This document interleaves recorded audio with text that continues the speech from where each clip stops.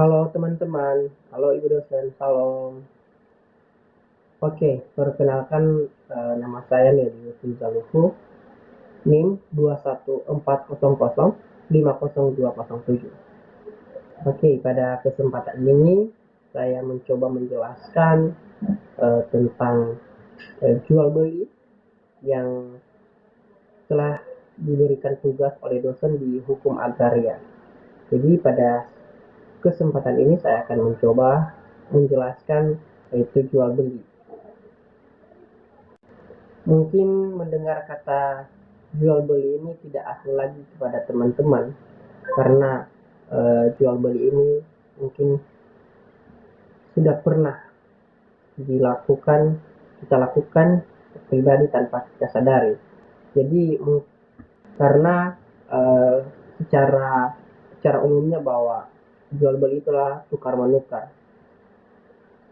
Jadi pada zaman primitif atau zaman dulu ketika uang belum digunakan sebagai alat tukar menukar, jadi itu yang sering dipakai oleh zaman atau orang primitif dulu, itu bisa disebut barter atau alat tukar tukar menukar. Jadi itu adalah pada zaman primitif.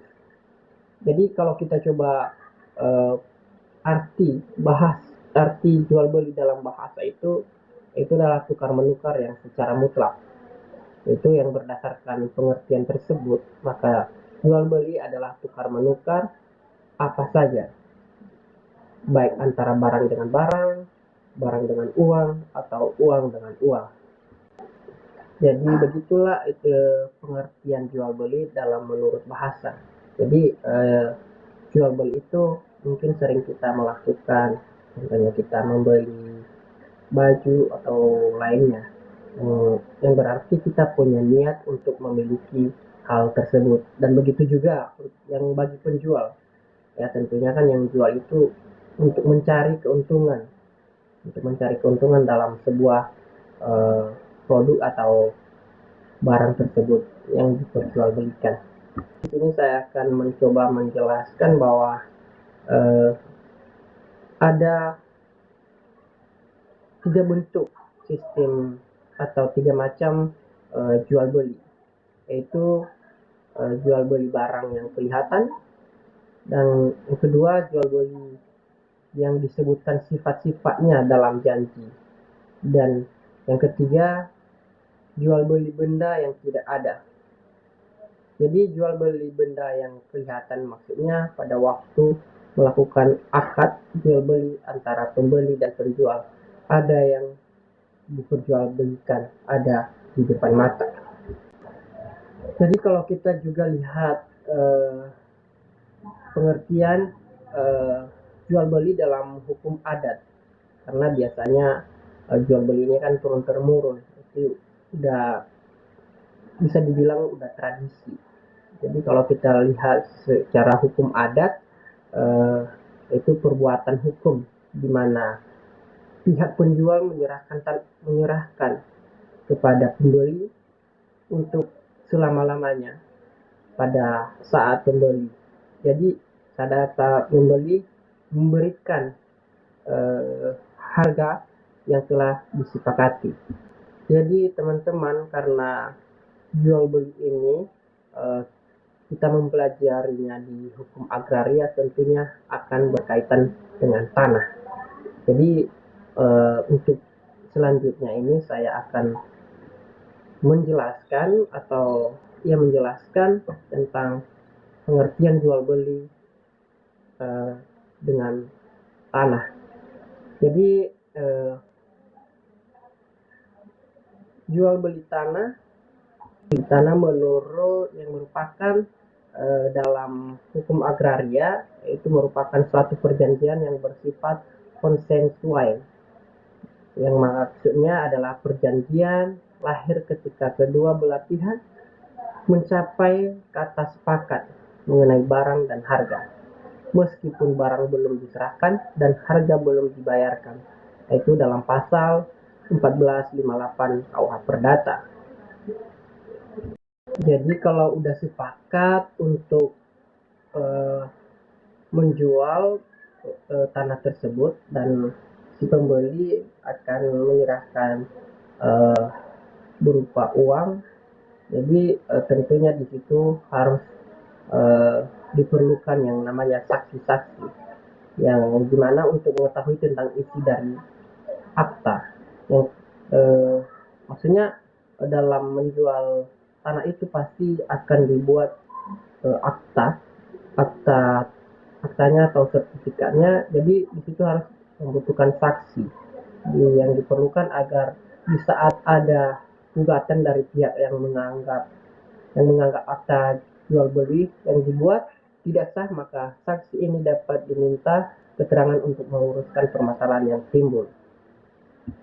Jadi mungkin teman-teman bertanya, apakah jual beli tanah itu mempunyai kekuatan hukum?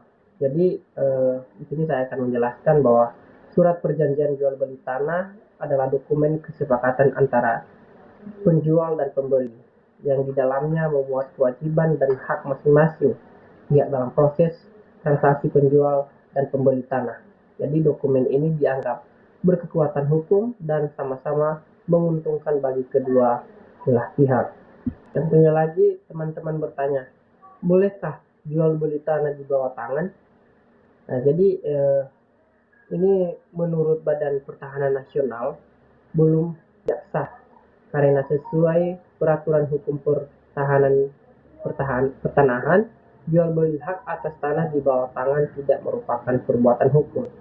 Jadi jual beli dilakukan di hadapan kepala desa itu adalah sah menurut hukum bila mana dipenuhi syarat-syarat material yang disebutkan. Jadi jika teman-teman ingin menjual atau eh, membeli tanah, ya harus dengan sesuai kesepakatan dari kedua belah pihak.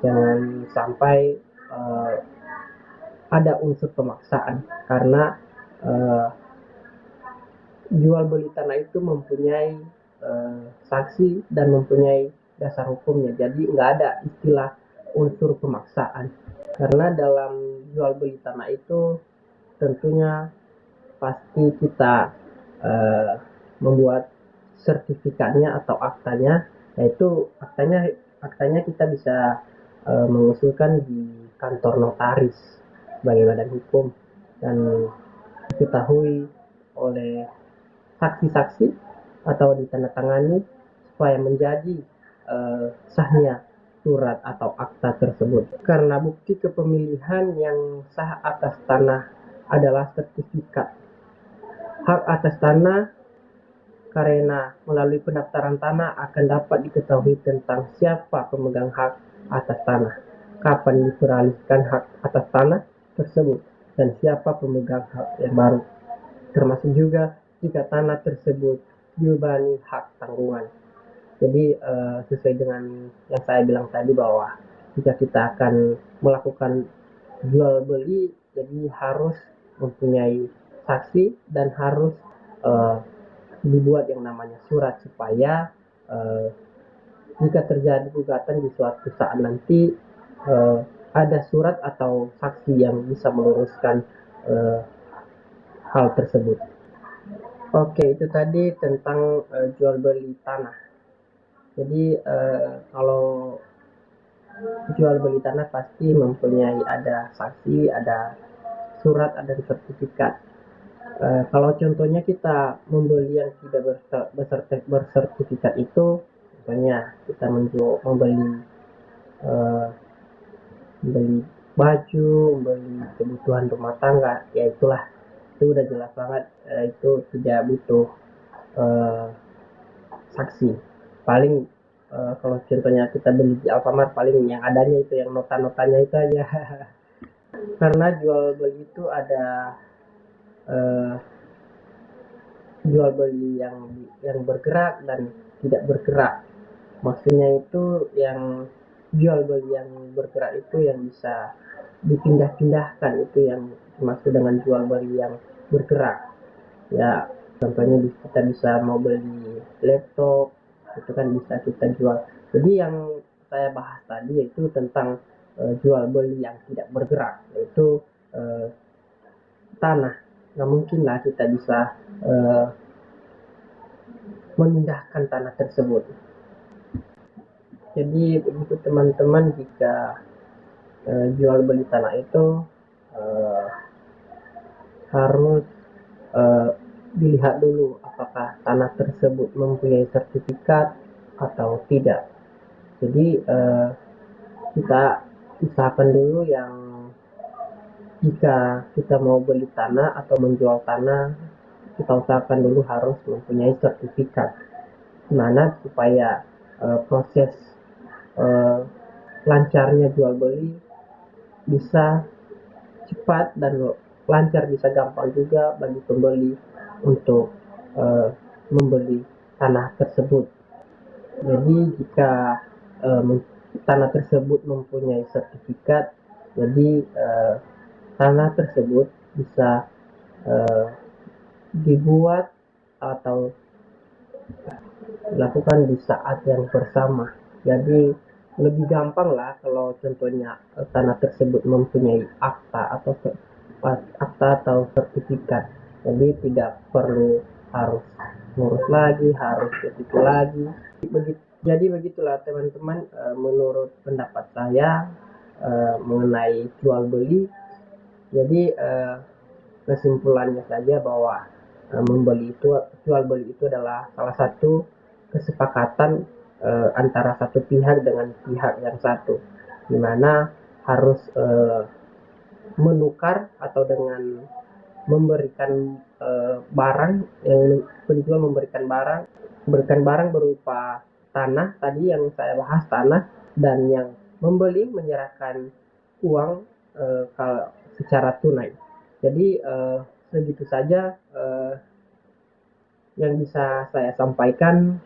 Kurang lebih saya ucapkan terima kasih, dan mungkin dalam penyampaian saya banyak kekurangan, sangat banyak kekurangan, karena itu saya minta maaf dengan kerendahan hati, dan kiranya juga materi yang telah saya sampaikan bisa berguna bagi kita semua. Sekian dan terima kasih. Salam.